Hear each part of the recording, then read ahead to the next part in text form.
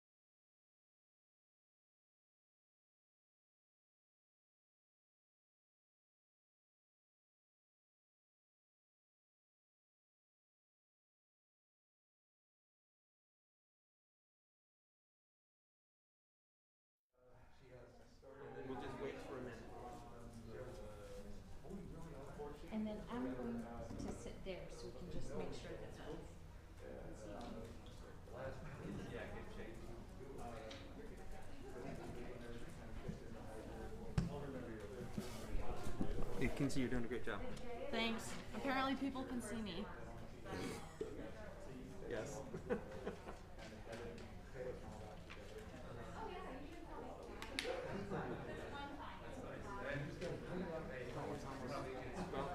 We'll just.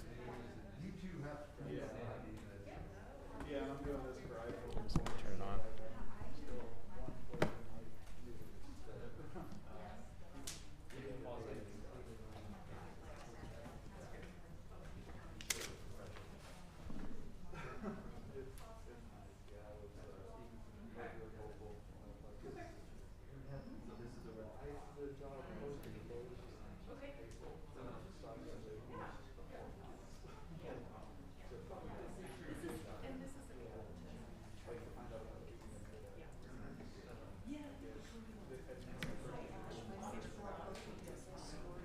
Thank you. Yeah, Emily had me take a look at that for you. Okay, thanks. Should I start the thing? Yeah, I think you can. Okay. So Mackenzie's monitoring the chat box, so if they have a question, she'll raise her hand, and then they'll just. She always has questions. I know. Me? Yeah. She came up with some of the Stump the Chin questions for you. Oh my Yeah, goodness. she comes. We might have to. She might be the new head stumpy.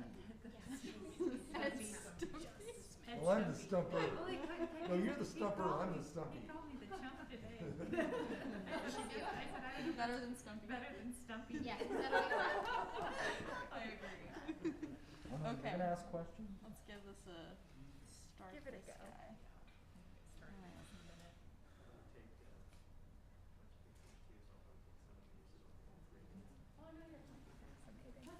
Connecting. Good morning, or almost afternoon. Join.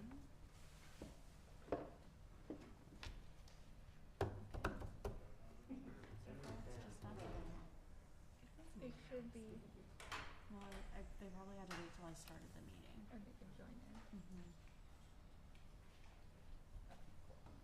We can get started in. Want me to fix anything? Yeah.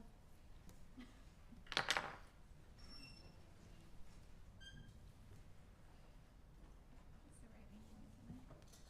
It says education press conference. Oh, okay, good. Okay. Well, good afternoon.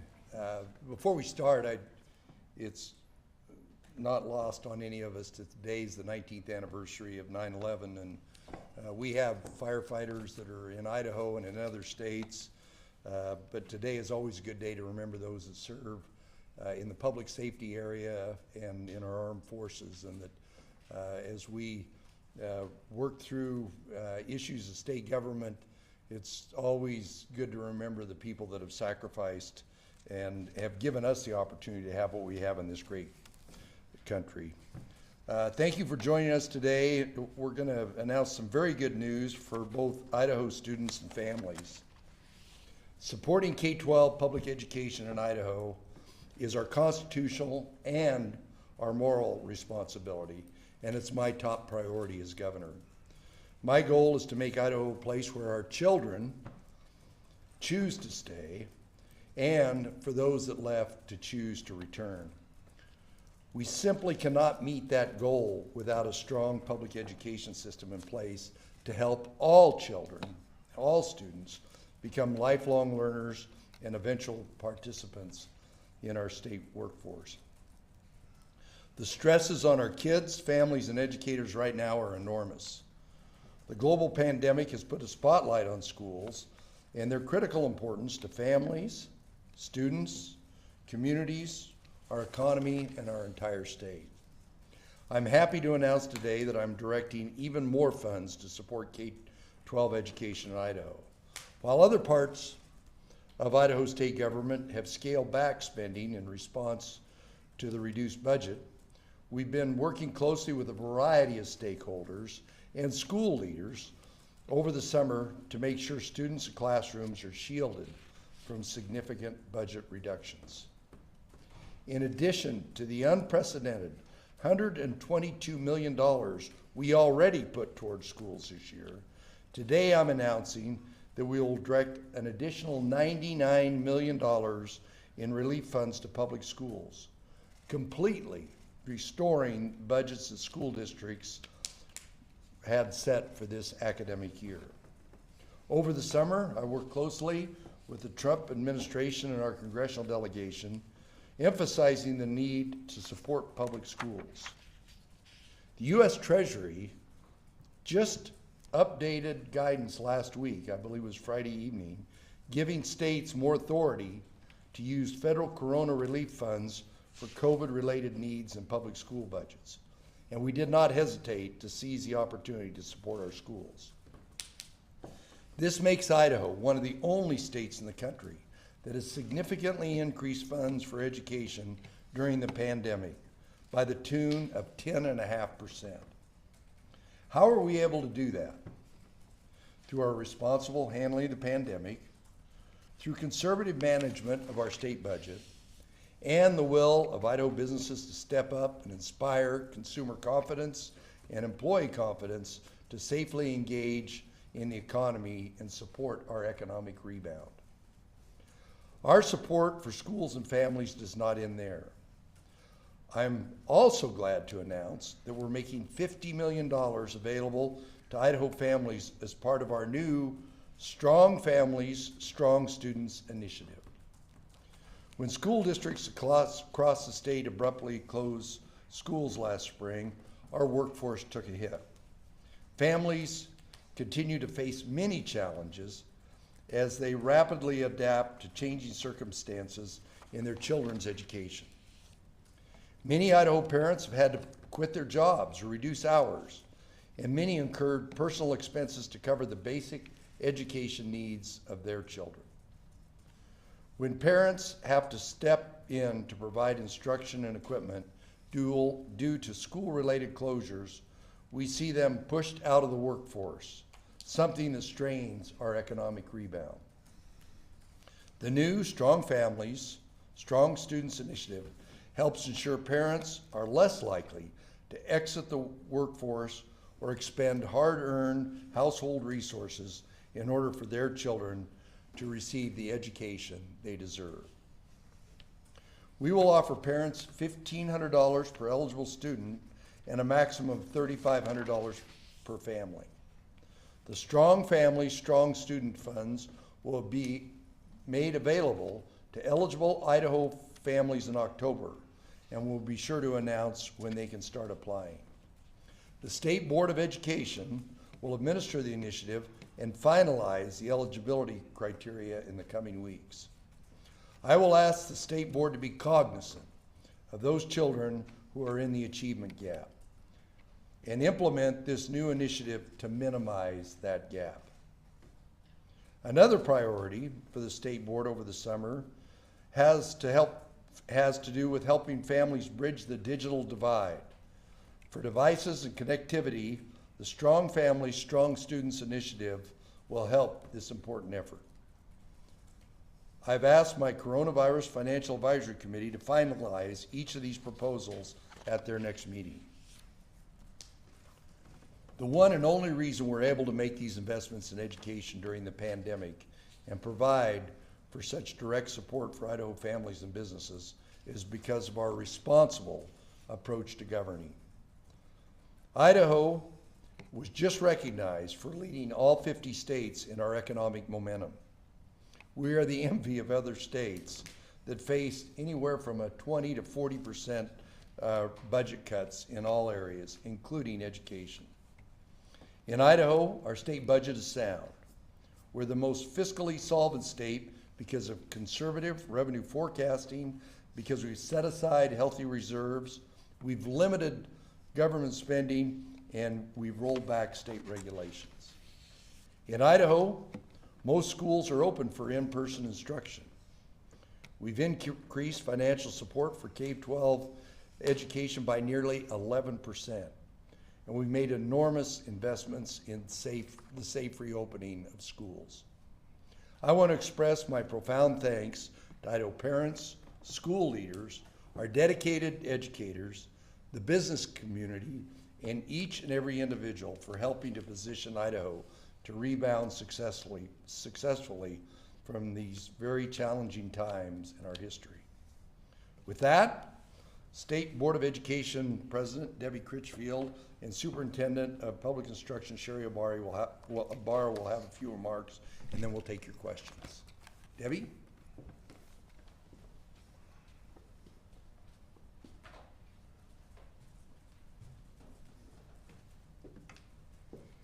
Good afternoon, Governor. I want to thank you for the invitation to participate in today in the significant announcements that have been made.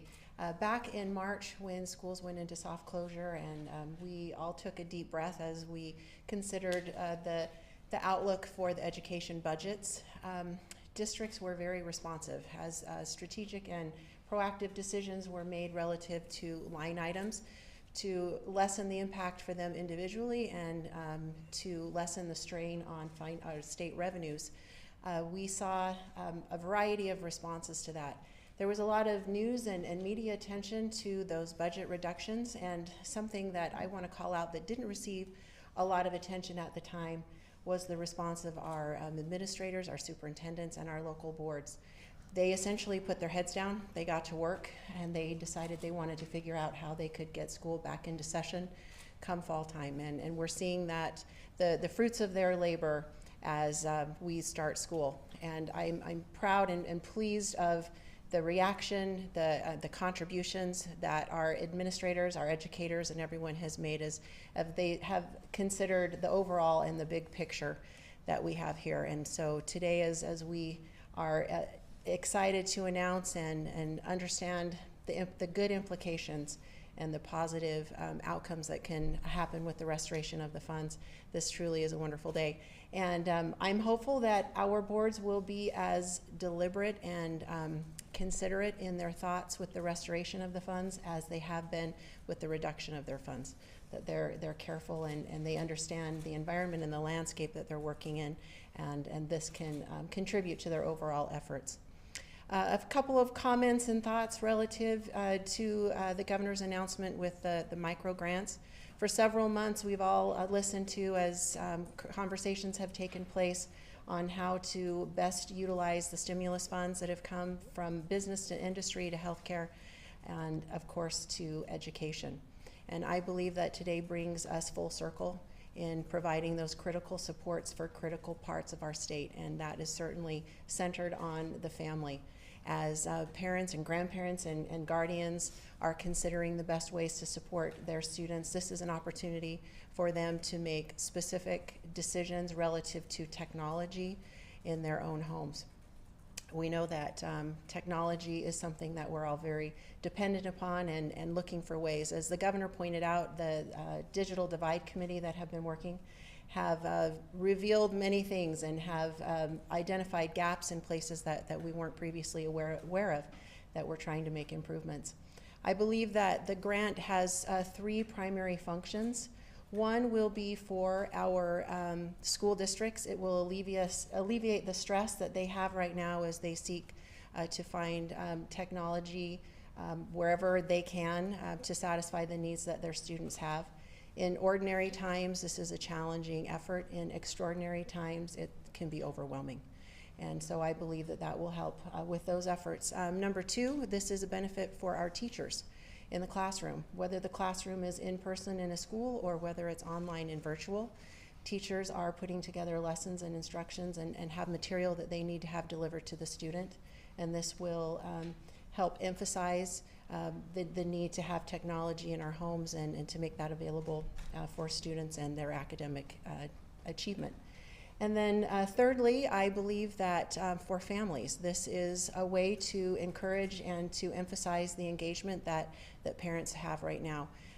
There's been a lot of bending and adapting and changing as the circumstances have changed, but we are hopeful that with this opportunity that parents will see where their needs are best, where it comes to technology, and they'll be able to make the decisions that make sense for them according to their local needs and their local school districts. Yesterday I had attended an event in my community with the local Chamber of Commerce, and the director at the end of the meeting made a statement that I want to co-opt a little bit, but at the conclusion, she said it's a great day to do business in Mini-Caja. And with the announcements that we've had today, I would conclude by saying it's a great day for education in Idaho. So with that, thank you.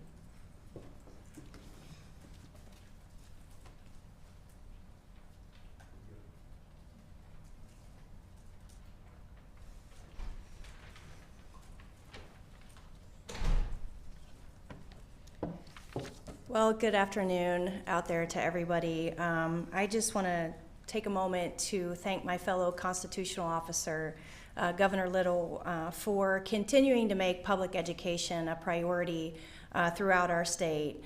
It's no secret that this has been a real challenging time for our schools, for our parents, for our students, and our educators.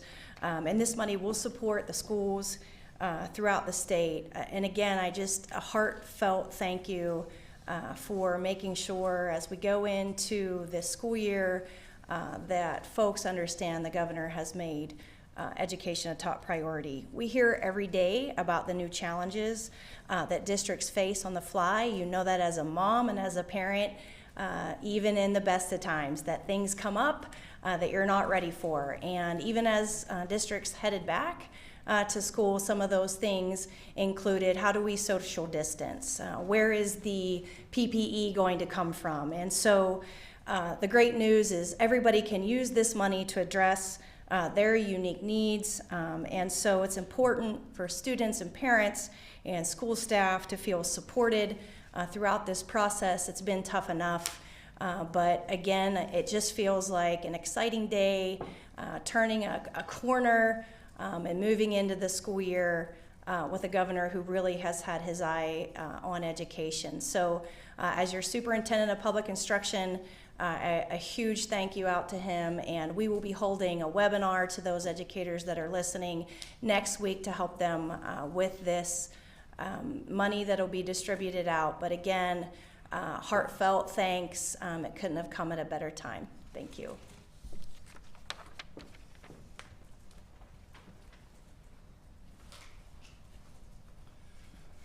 You can see I've got great partners in this endeavor. Okay, questions? Betsy. Wait. Sorry. The aid program to the families, how will that work? $1,500 per student, maximum of $3,500 per family. Is this just for families with students currently in public schools? Yes. And is that enough to make the kind of difference you want to make What- about the large families that we have in Idaho? Well, we hope so. We think it'll cover somewhere over 30,000 students, 15,000 families. So we hope so. Governor Melissa Davlin is on Zoom. Hi, Melissa, wherever you are. There you are. Melissa, go ahead. Might be delayed. You're up. Push send. There she's gone. This is the beta test model. What's that? Oh, I have to? Oh, you have to unmute her? Oh, no. Bear with us. This is a new beta test model.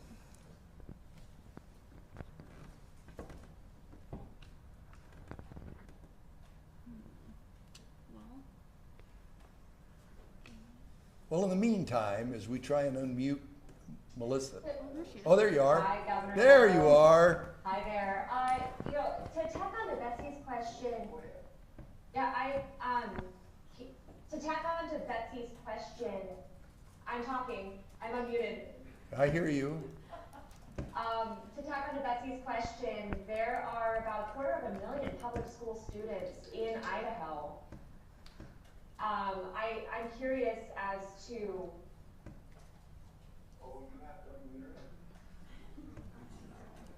You are unmuted.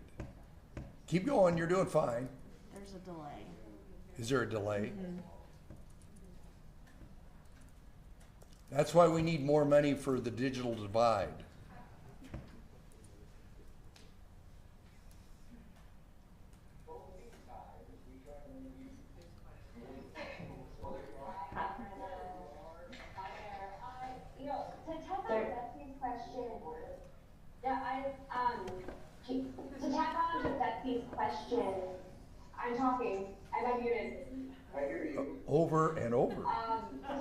Betsy's question, there are about 250,000 public school students in Idaho.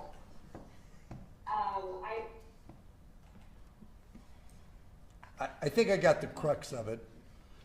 We'll continue to work on it, but there's a whole bunch of students that are in school now. We got over half our counties have an incident rate of less than 10 cases per 100,000, which for all intensive purposes is fully into the green. So these are for students that, for parents and for students who are in areas where we've had problems. Obviously, we don't have enough resources to send that out to all the parents, but we're trying to address, and the state board will and the department will continue to refine this program, but we want to make it available for the parents that are most in need and having to make the most sacrifices. So, but there's lots of students. I've been to 20 schools in the last month, and there's a lot of schools that are fully open. There's a lot of them that almost all their students are in attendance, so they wouldn't qualify. We'll keep perfecting our system. A quick clarification, Governor, so that, and I'm sorry, I don't have the, just a quick clarification, so that the students who are eligible are only those who are distance learning from home, not those who are attending in-person classes in Idaho? Well, obviously, that's where we put the most resources. The department will, and Debbie can come up and knock the rough edges of what we're saying, but we're trying to address the people that are most aggrieved, the people that are having the biggest problem. And in fact, it doesn't start till October. Hopefully some of the problems that some of the school districts having are going to get better as their connectivity goes up, as some of the rest of it. Go ahead, Debbie. The intent is to open the program for any student in Idaho, whether they are a virtual student or a private school student, public school student. There will be a needs-based component which hasn't been determined yet, but the goal is to open it very broadly so that families who have internet needs or perhaps have had to hire a tutor or to supplement the needs and to secure internet, it'll be a small list of what's, I'm missing the word, what's available or the usage, the available usage. But the goal is to have it open widely for all students in Idaho. Is there a follow-up on that? Yeah. So I believe the governor said something about 30,000 students. This is a fairly small percentage of all students statewide. Right, with the dollars that the program will be able to receive. The hope is to, again, start with needs-based and then have it phased in according to a level of income. And so we'll see how far the money goes. We wish that there were more, but we believe that this is a really substantial start into helping some of our most vulnerable families who maybe have not had reliable access to internet, have not been able to purchase that, who their school districts, because of resources, haven't been able to provide them with a device that the child can keep at home, that this will help offset what the districts aren't able to do and complement what parents have been able to do at their own home. Does that help?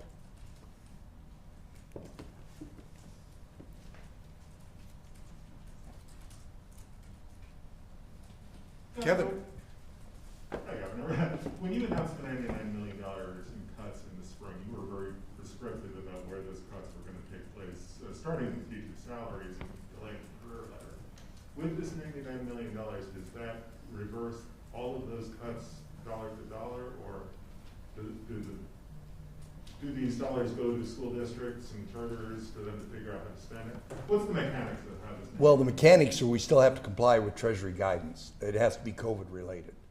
And that's, we will be, we have to be cognizant of the strings that are on these dollars. So obviously new programs, It wouldn't be. It's something that's been impacted by by COVID, but there'll be flexibility as it goes out to the districts to try and do the right thing. We're just trying to, as all the programs we put together, whether it was the grants that we gave to businesses, at that point in time, we're trying to plug holes that existed in the PPP program. We're trying to address the negative consequences of the COVID virus, which is the intent of Congress when they passed the CARES Act. So just to clarify and follow up then, the money has to go towards COVID-related loss or COVID-related expense in education. It has to be spent this year as well. Yes, that's correct. So you can't really loop back into your teacher pay with this money necessarily, unless you can draw it next. Well, it'll be, you know, there's some of the adjustments, so we'll have to look at that as we go forward. We want that money to go out, but as I said, we're trying to minimize the impact of not only the reduction we had, because our reduction, the reduction we did was a result of COVID, as you're well aware. And of course, we work with all the stakeholders to try and give them as much certainty as they could in their budgeting going forward. This Treasury guidance is kind of a gift to us. We didn't anticipate it, even though I continue to ask Treasury and Congress to give us that leeway. So we're trying to eliminate that, but some of it will go in. One of the big needs that I'm hearing from districts is teacher shortages. Teachers that haven't shown up, the necessity to have extra teachers. That I'm from what I hear from administrators and principals, that's a big problem. Once again, just a quick follow-up, Governor. So as I understand, the Treasury guidance says that up to $500 per public school student per state is presumed to be COVID-related, Right, regardless of what you spend it on. So given that, the $99 million that you're putting back into backfilling the school budget cuts, will it backfill all the programs that were cut, including the cuts to the teacher career ladder and other pay and other initiatives? Well, as we all know, salary-based apportionment is the state sends the institution so much money per professional slot, and then the school districts have a lot of leeway about how they use that. So that leeway would still be out there.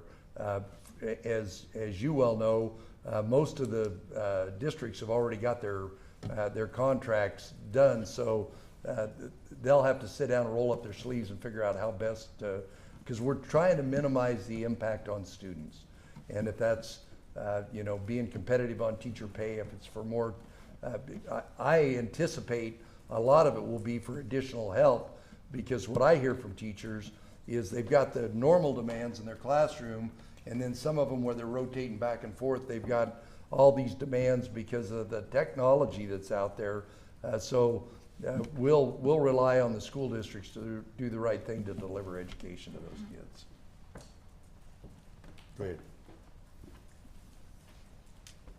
I would just add to that those cuts were in line items, not in the career ladder. And so moving forward, we asked for the career ladder to be unfrozen in my budget. So for this coming legislative session. So I just wanted to clarify that. But wasn't one of the cuts the freezing of the career ladder? I guess you could consider that a cut, but the cuts that the governor is referring to are the ones that were made to like the line item professional development, technology, and so back to Kevin's question, they have to be COVID related. So if you had if you still have professional development needs, you could use this money for professional development needs if it's COVID related. If you still had technology needs, even though that was cut, and it's COVID related, you could still use that money for technology needs. But the freezing of the career ladder was part of the holdback, and the holdback is being made up in its entirety, correct? And we asked for that in the budget moving forward to be unfrozen. Yeah. But not in the current year? So, yes. So yes, in the current year. No, not in the current year, not with this money that the governor's talking about right now, but moving forward in the budget ask, we have asked for that to be unfrozen. Okay, so then I guess my question is for the governor. Is it your intent, by making up the 99 million, to unfreeze the career ladder, to make up all those holdbacks that you had already imposed? I know you asked for the governor, but I'll step in. So I think we're taking two separate issues and meshing them in together in a way that they don't belong. So when the 2% holdback in the spring and the 5% projected holdback for this year were put together, as the superintendent's pointed out, those were for specific line items. That's what this restoration is about, is to restore the money that was taken out of the line items. The dollars for the career ladder are separate. Whether or not there's a motivation and a will, however the timing of that will have to take place at a different time. The career ladder dollars and that discussion are separate than what we're talking about with the restoration of the holdback. Has that made it worse or better for you? It's two separate things. So that the holdback and the reduction that did not take in the career ladder, that's a separate thing. So the restoration of the money, of the dollars today, are specific to those line items that totaled the over $90 million between the 2% and the 5%.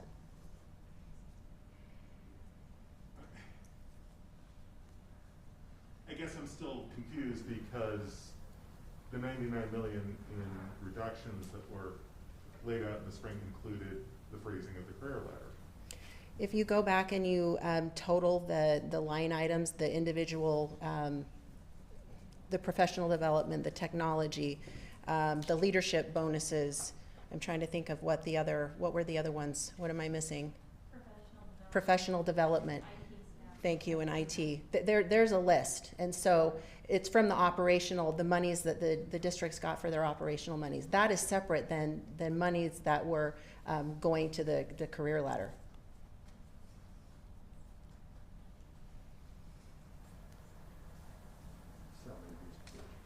It was 90, what was it, 90, anyway, in the 90s was what that totaled, 98? 98.7. There you go, 98.7. And I'm sure someone in here can get you a list of exactly what those reductions were. Governor, I have a question for you from James Dawson from Boise State Public Radio. He's up on Zoom, but we'll avoid the audio issues for a minute. You said you're hoping to get this money out to families in October. Is that quickly enough to help students, since the fall semester would be halfway done and students might be back in the classroom already in many parts of the state? Well, a lot of these programs, we didn't know this was available until last Wednesday. And as you can tell by the line of questions, that it's we're going to have to continue. First off, we got to get CFAC to make the recommendation. Second off, the state board's got to work on it. Had Treasury given us guidance a month and a half ago, we'd have been able to do it earlier. But as we've seen all along in this pandemic, the rules are one way one day and another way later. We're delighted to have this opportunity to put this money into K-12, but I know there's people that are expending money today to help their kids at home, and they're going to have to wait a little bit, and I'm sorry about that, but that's just the way the rules are.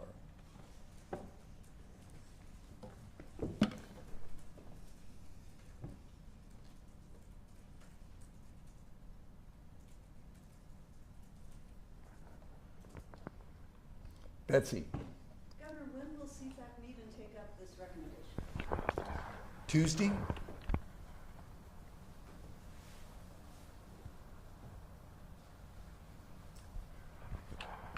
Their next scheduled meeting.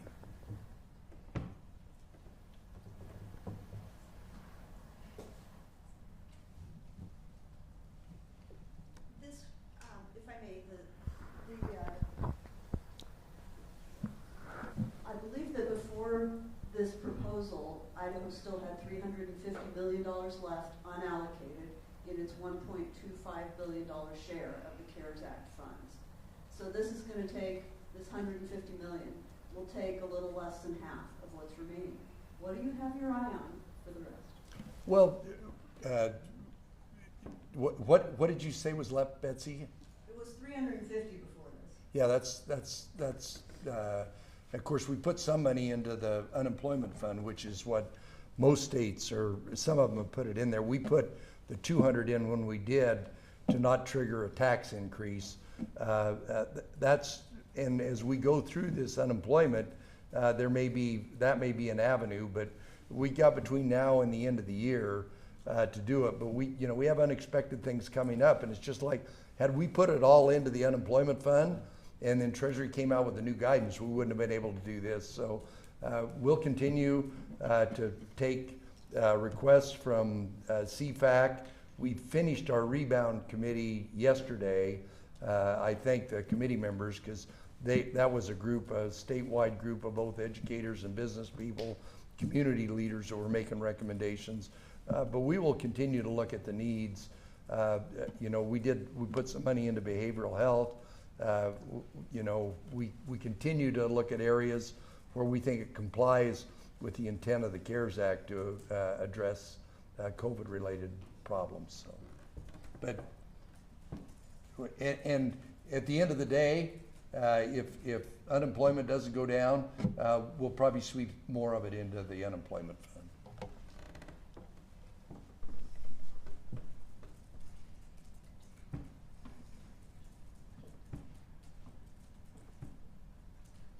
Without Scott Logan here, there's going to be a short press conference.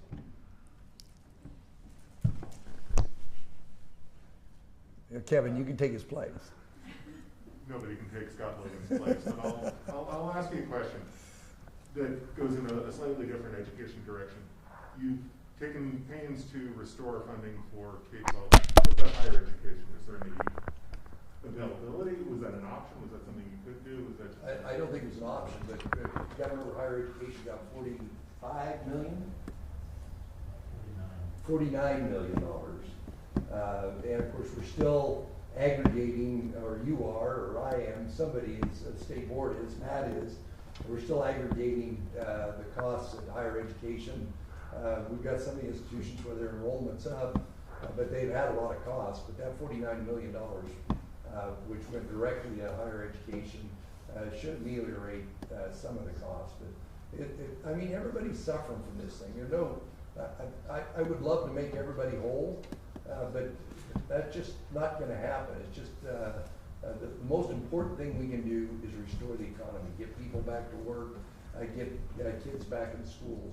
If I can do those, maintain healthcare capacity, get people back to work, get kids back in school, a lot of these problems will be a lot less.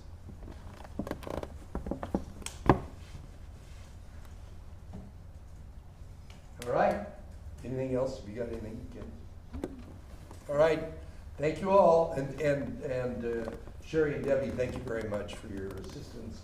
You got a little work to do, so thank you.